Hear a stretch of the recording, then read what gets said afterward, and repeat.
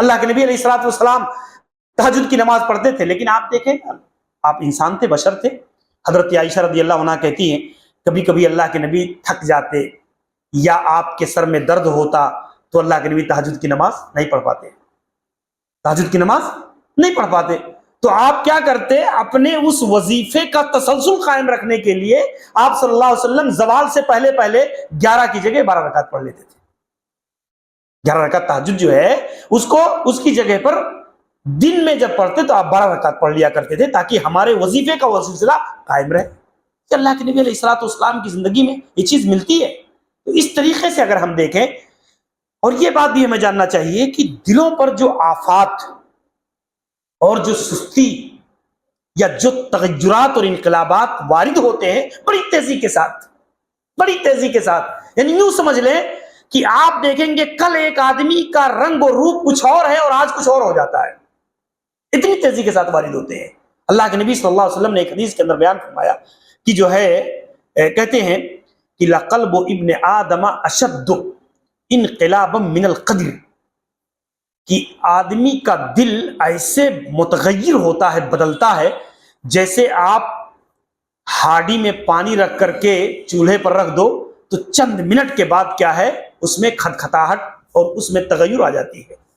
تو کہتے ہیں ایسے ہی اتنی تیزی کے ساتھ. ایک مثال اور دیا اللہ کے نبی نے، صحیح حدیث ہے، اللہ کے نبی صلی اللہ علیہ وسلم فرماتے ہیں کہ جو ہے ابن آدم کے دل کا معاملہ مثل القلب کا مثل ریشہ، ریشہ کہتے ہیں پرندے کے پر کو، جیسے کہیں صحرا میں پڑا ہے اور ہوا کا ایک جھونکا آیا تو اس کو الٹتا پلٹتا یہاں وہاں لے کے چلا جاتا ہے، ایسے ہی آدمی کا دل کبھی بھی کسی بھی چیز سے متاثر ہو سکتا ہے، علم کے نام پر، منہج کے نام پر، تعلیم کے نام پر، یعنی کبھی بھی کسی بھی چیز سے انسان متاثر ہو سکتا ہے، یا اپنے آپ کو انسانیت سے سمجھے کہ میں بڑا مضبوط عقیدے والا ہوں، میرے اعمال جو ہے بہت مضبوط ہیں، میں انحراف کا شکار نہیں ہو سکتا. نہیں، ہمیشہ ڈرنا چاہیے. حتیٰ کہ آپ دیکھیں گے صحابہ کرام رضوان اللہ علیہم اجمعین کے باب میں آتا ہے کہ وہ آپس میں جب گفتگو کرتے تو کہتے تھے کہ تعالو نزدد بنا، آؤ ہم تھوڑی دیر بیٹھ کر کے ایمان کی بات کریں، آؤ تھوڑی دیر بیٹھ کر کے ایمان کی بات کر لیں تاکہ ہمارے ایمان میں زیادتی ہو جائے. اور وہ ڈرتے تھے کہ کہیں ہم نفاق کے اندر مبتلا نہ ہو جائیں، منافق کیا نہ ہو جائیں، جو ہے اس طور پر ڈرتے تھے صحابہ کرام. تو اس طریقے سے دلوں کا معاملہ جو اللہ کے نبی صلی اللہ علیہ وسلم نے بیان فرمایا ہے. آپ دیکھیں ایک صحیح حدیث شیخ البانی رحمہ اللہ نے صحیح سند کے ساتھ نقل کیا ہے. آپ دیکھیں کتنی اہم حدیث ہے. اللہ کے نبی فرماتے اول علم یرفع من الناس الخشوع، لوگوں سے سب سے پہلی جو چیز اٹھائی جائے گی وہ دلوں کا خوف اور خشیت ہے، خشوع. یہ سب سے پہلے لوگوں کے دلوں سے اٹھا لی جائے گی. پھر اللہ کے نبی صلی اللہ علیہ وسلم فرماتے یوشکو ان تدخل مسجد جماعت، پھر ان قریب تم جماعت کی مسجد میں، یعنی مسجد میں تم جاؤ گے، بجماعت لوگوں کو دیکھو گے کثرت سے نماز پڑھ رہے ہیں، مسجد کے اندر آئے ہوئے ہیں، لیکن فلا ترى فیہ رجلا خاشعا، تم اس میں ایک آدمی بھی ایسا نہیں پاؤ گے کہ جو صحیح معنوں میں اللہ تعالیٰ سے ڈرنے والا ہے. صحیح حدیث ہے. ایک وقت ایسا آئے گا کہ مسجد بھری ہوگی مصلیوں سے، جماعت کے ساتھ لوگ کثرت سے نماز پڑھ رہے ہوں گے، لیکن معاملہ یہ ہوگا کہ دل کے اندر جو اصل خشیت پیدا ہونی چاہیے وہ خشیت سے محروم رہے گا دل. اسی لیے دیکھیں اسی حدیث کی روشنی میں حضرت ابو الدرداء رضی اللہ عنہ نے ایک بڑی پیاری بات کہی ہے.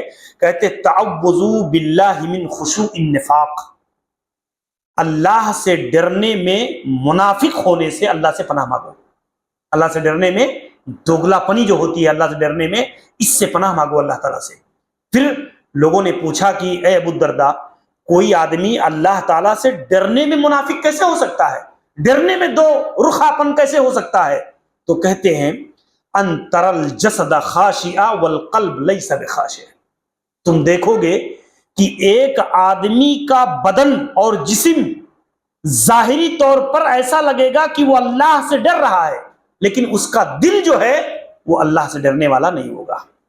اس میں صاف اس بات کی طرف اشارہ ہے کہ مسجد میں ایک آدمی کا دل کا معاملہ کچھ اور ہوگا، اللہ کی عبادت، اللہ کی بندگی، اور وہی آدمی جب وہاں سے اٹھ کے اپنے دکان، اپنے بزنس، اپنے سماج، اپنے معاشرے، اپنی سیاست، اپنی معیشت کی طرف آئے گا تو پھر اس کا معاملہ بالکل اپوزٹ ہو جائے گا اور آ جائے سماج کے اندر۔ آج معاملہ ہے یہی چیز حضرت ابو الدرداء رضی اللہ عنہ نے اس حدیث کے اندر بیان کیا ہے، اس روایت کے اندر، کہ دل کا معاملہ جو ہے نا، نماز پڑھتے وقت تک آدمی خوف زدہ ہے، خائف ہے، لیکن جب وہاں سے نکلے گا خوف ختم ہو جائے گی دل سے۔ اس کا اثر جو ہے نماز کا، کہ اللہ سے ڈرنے والا ہو، کیونکہ نماز کا مطلوب کیا ہے؟ مسجد میں جیسے اللہ سے ڈرنے والا ہے، ایسے گھر پہ بھی اللہ سے ڈرنے والا ہے۔ ایسے اگر اپنے حقوق کے معاملے میں ڈرنے والا اللہ کے حق میں، تو بندوں کے حق میں بھی اللہ سے ڈرنے والا ہو، بھی بچوں کے حقوق کے معاملے میں بھی اللہ سے ڈرنے والا ہو۔ یہ اصل مطلوب ہے۔ تو اس کی بنیاد پر جو ہے یہ اللہ کے نبی علیہ الصلوۃ والسلام نے بھی چیز بیان فرمائی۔